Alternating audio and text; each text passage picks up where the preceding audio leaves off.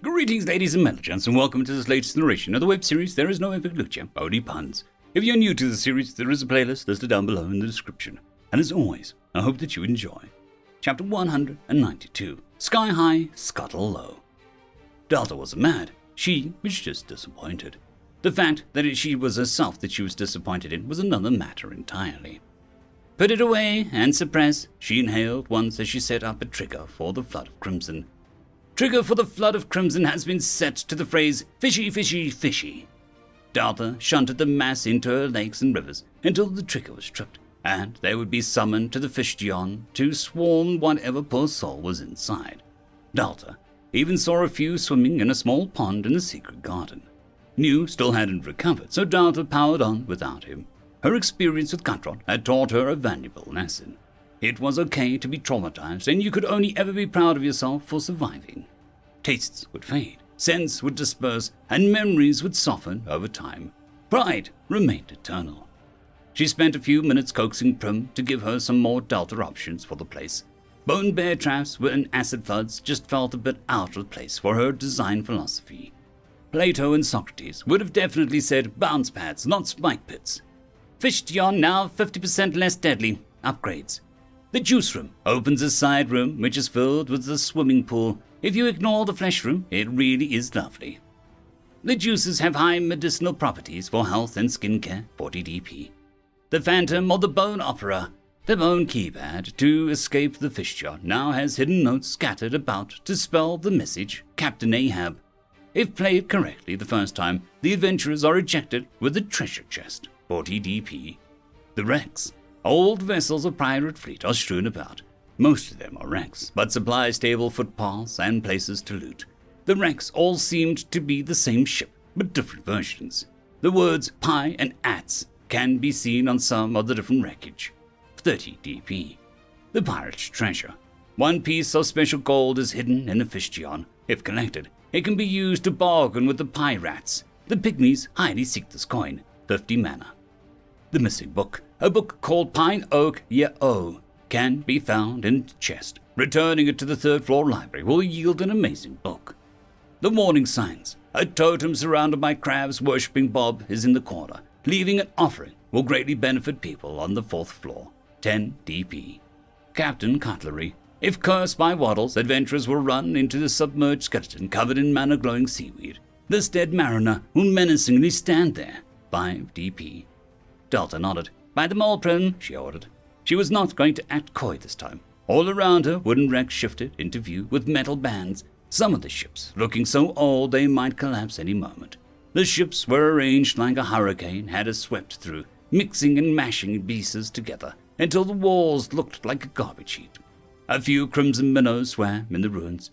Where the adventurers would emerge was on a collapsed crow's nest and formed on platforms of sorts. Collapsed masts and shattered hulls made a true maze of paths, and it looked rather interesting. On the plank walk to one of the ships, the wall formed an opening, which glowed green. Delta stuck her head into a massive room and glowing green liquid that was filling a natural dip in the massive fish's stomach. The liquid smelled oddly sweet and relaxing. The edges moved in gentle waves as if the fish itself was swimming in slow, soft motions. Pieces of planks and wood had also landed here, creating a place to change. Luckily, some of the wood even formed private changing rooms. There was some amazing changes for such a short time. Yatina stared as people around her panicked. These instruments attuned to Delta's mana were spiking in an odd pattern. If she squinted, it would almost look like a mew and a wah in repeating patterns.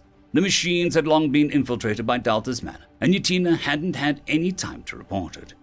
She sighed as she laid back in her chair, sipping coffee. Mrs. Dabbergast had slipped her some amazing beans after she saw her eye. She seemed to smile at Yatina like they were in a secret club. Yatina eyed the amount of paperwork on her desk and scowled. K-Line had been neglecting so much of it, delegating it until the work simply came to a stop. Resource requests, proper report back, a ton of discoveries had to be logged. K-Line had done none of it, as if he had not expected to be dealing with any consequences. She twirled his badge around, well, her badge now. The hand symbol looked well polished, and it was the only thing K-Line seemed to take care of at all. The more she played with it, the more her eyes seemed to find a little piece of it that was out of place. a little piece of the badge that looked unnatural.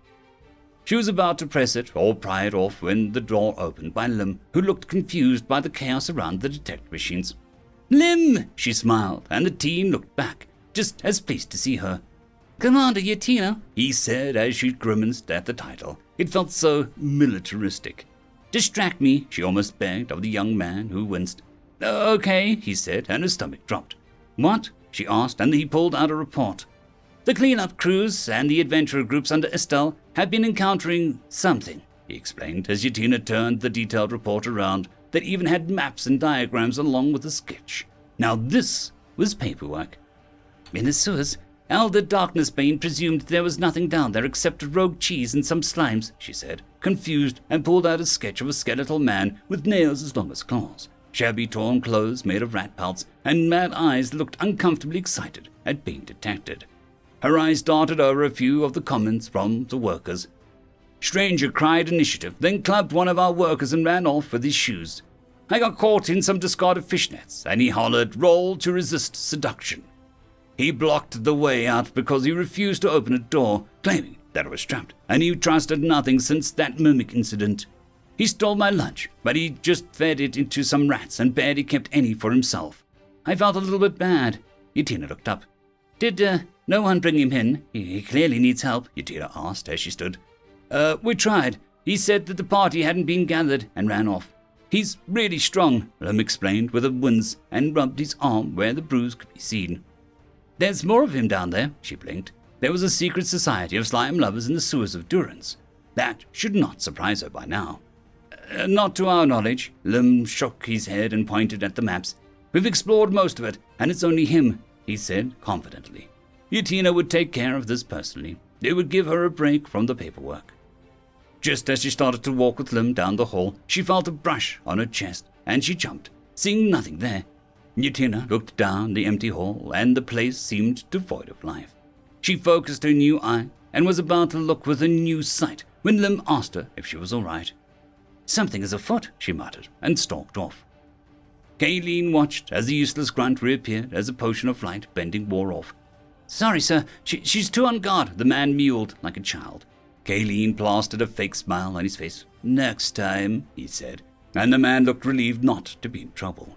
Kayleen could use him a few more times before he would make the idiot vanish. Kayleen turned and walked into the office where the half-drunk cup of coffee remained. The poison should have turned her into an idiot and sick as a dog, yet Yatina was walking around untouched. It was becoming clear that she was getting some benefits from this disgusting relationship with the dungeon. A new eye, some stronger organs. Yatina must be a good groveler. The vile woman. Well, if poison and theft didn't work, Kayleen would have to keep escalating. "What are you doing here?" a voice called, and Kayleen spun to see a child that was already plotting to use as a pawn. "Argus, sir. I'm just looking for Commander Yatina to get my paperwork approved for a slight trip," he said and smiled. The brat didn't smile back.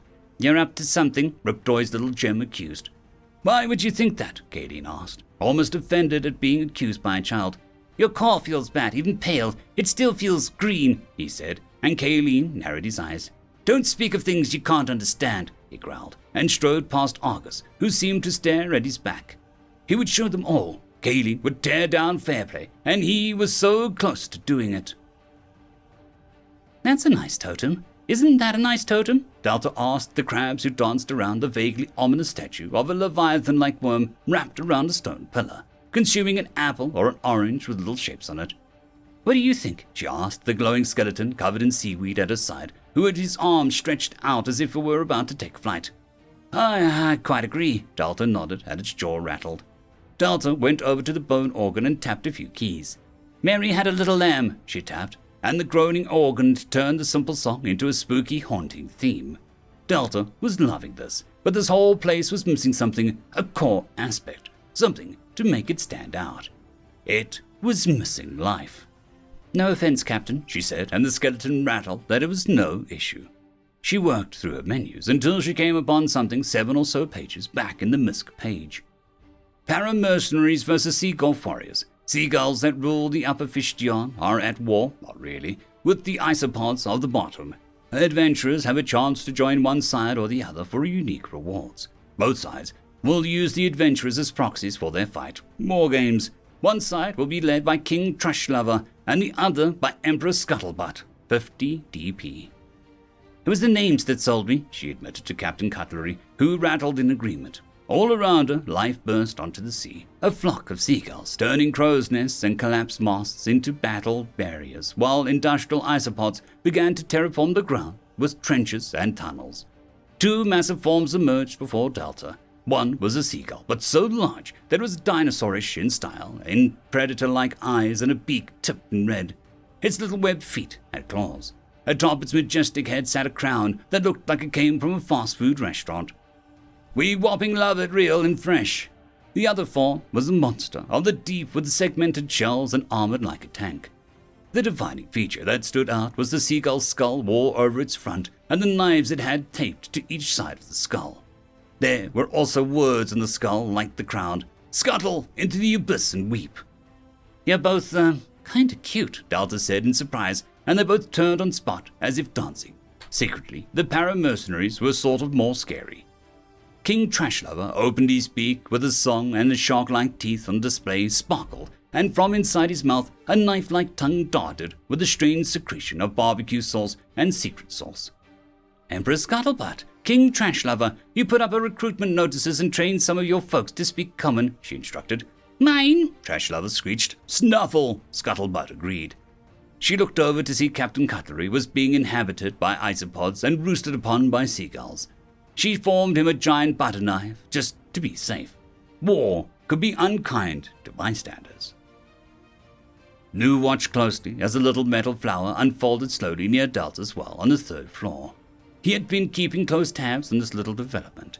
He was suppressing the notifications for it from Delta for a while. Nu didn't want Delta to feel responsible for the fate of this little interloper.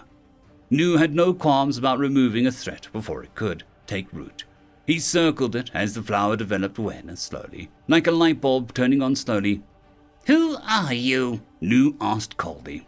"Dick," the flower responded. "Excuse me?" Nu reeled back in surprise at the crude little thing. "My name is Dick," the flower said with a stronger voice. Nu stared as the flower moved this way and that, with what was utterly blank face aside from shiny petals. It seemed utterly blind. Sighing, he used mana to carve just 3 lines. 2 vertical lines for the eyes, and a curved one for the mouth. Delta liked happy things. "Am I your friend?" Dick asked slowly, and Nu recoiled at the mere idea of having friends. "No, I am your master," Nu instructed. "Can we be master friends?" The flower tilted to one side. "No, we cannot, and how dare you?" Nu retorted. He turned to leave. This flower was nothing to be worried about, it seemed.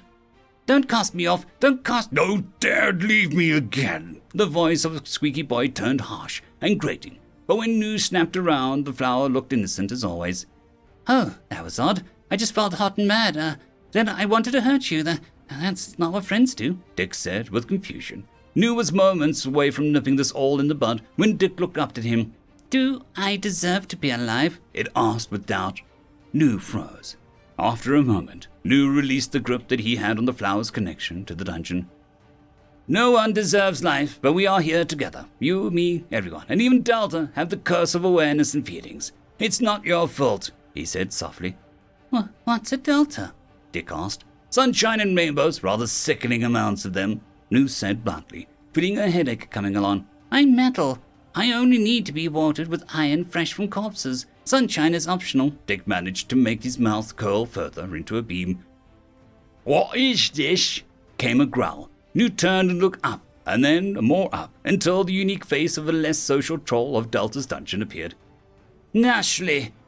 Glad that you could leave your cave to join us for once," he said snidely. "Jeb is handling things. I lay about and look at picture books. I like princes," Nashley sneered. "Jeb has a job and earns his keep. You barely do anything," Nu pointed out, and Nashley snorted, looking unimpressed. "I wake Jeb up for shifts. I do the hard work," she repeated easily. "Hi, pretty girl, I'm Dick." The flower spoke and Nashley blinked. "You're a flower," she pointed out. "But I'm called Dick. Want to be friends?" the flower insisted. "What's friends do?" Nashley asked, and Nu watched the scene like a car crash in action. "Slaughter your enemies before they leave you," Dick said, his eyes glowing dark blue, then perked up with a small shy smile. Nashley stared, then smiled back. You shall read murder books to Nashley, the ones with lots of kissing, she ordered. Dick beamed and looked happy. New's first order of business would be installing an age restriction on some of the library ASAP. I'll read all the murder, Dick said, and Nashley bent down to scoop up the massive chunk of earth along with Dick before patting her shoulder and planting Dick there. Murder! Nashley roared. Friends! Dick cheered back. Murder friends! Nashley continued. Murder friends! Dick yelled. New could see this being an issue, but also hilarious when Delta finally found out. Sense of responsibilities or morally correct thing. Responsibility or morals. New recoiled, and the flood of 1,000 crimson minnows, and he shuddered. It was time for a little revenge. Grim stared as birds, squirrels, and rabbits flocked to Dio as he sang his silly little song on the way home after school. Row, row, row your boat gently down the stream, he said, and his voice was like balm to the soul, but Grim's soul was bitter, so it just itched. What's that noise? It's like some siren saw or song monster, some girl asked, and Grim turned on his heel. It's called singing. You city-dwelling snot-nosed brat. Respect his singing or I'll sue you, he warned, and the group led by a girl who looked spoiled or had everything just handed to her. Alpha, who is the sassy child who thinks I won't destroy him in a court of law? The girl asked stiffly. Oh, Alpha was here too. Alfie! Dio said excitedly, and the windows rattled from the vibrations. Princess, this is Grimoire. He's the local teen who has set up a successful dungeon guide business before Fairplay. This is Dio, and he is, my friend? Alpha said, sounding surprised at his own words. There's someone who can stand you? The girl asked, and Grim shot her a look. A princess? Well, if this didn't make his coin purse hum. Alfie is my friend, and you can be my friend. I'm Dio. Welcome to Durance. Dio held out a hand with a huge smile, and the girl lasted 3.4 seconds before she crumpled and took Dio's hand. Grim stared. This girl was formidable. Most only lasted 1.6 seconds. I am Surma, and this is my guard, Mass, she introduced while holding an orange slime. Ugh, why orange? Hi, I'm Mass, the boy said, and Dio grinned back. It was a long 10 seconds as they just kept shaking each other's hands, and the sun seemed to brighten and birds began to sing. Their contact was rising the local mood to happiness. Grim had to prevent this. At almost the same time, he and the princess pulled the boys apart, standing in front of them with icy auras. Your friend is a delight, and he has you as a friend. Interesting, Surma said with glinting eyes. I thought royalty had gentle auras, not their guards, Grim said back, smiling tightly. I own your lands, Surma said, leaning in with a hiss. I don't see the queen's crown yet. Grim said back just as quickly. I like swords, Dio offered. Me too, Mass said excitedly. I'm giving Surma the tour. We've been to the bank, the bookstore, the fountain, the confusing alley that never ends, and now we're heading to the inn so that they can book a room, Alpha said, ignoring the atmosphere as if he just didn't care for it. Oh, the royal treatment, Grim said, and Surma smiled back sweetly. Your village is so quaint and charming, I just have to see it all in one day, she simpered. Not everyone has the luxury of a castle and all their wishes granted. I'm glad you're coming off your throne to experience it, Grim shot back, and they squared up, eyes glaring at each other. Grim's making a friend, Dio said in awe. The princess is warming up to him, Mass responded, just as shocked. Princess, you can be catty with your new friend later. We must sign into the inn before night, a tall woman in night regalia said, as she appeared almost from nowhere. No, sir, you are right. Some things aren't that important, the girl said with a nod. Please do come back. I want to listen to your holy sermon all day. Grim said back, and the princess nearly stumbled at the wording. Grim was surprised at his own tongue. He had never seen a pun land so hard. I expect little of you, Grimoire, but puns, I'm truly shocked, Surma said and stalked off. Dio patted Grim while beaming. Grim, do you like the princess? He asked, and Mass followed Surma, shooting waves at Dio. No, you idiot, he scoffed and pulled Dio in the opposite direction with his hand. Snooty, bossy, arrogant girl, he muttered under his breath. End of chapter. I would just quickly like to thank the T5 peeps. Dragon Soup, Cold War Boomerwaffen, Severin Cerberus, Red Panda 121, Leslie 517, Bushmaster 177, Caspar Arnholtz, Cam Maxwell, Sans the Skeleton, Lightjock, Dragzoon WRE, and Lord Asrigal. Thank you very much.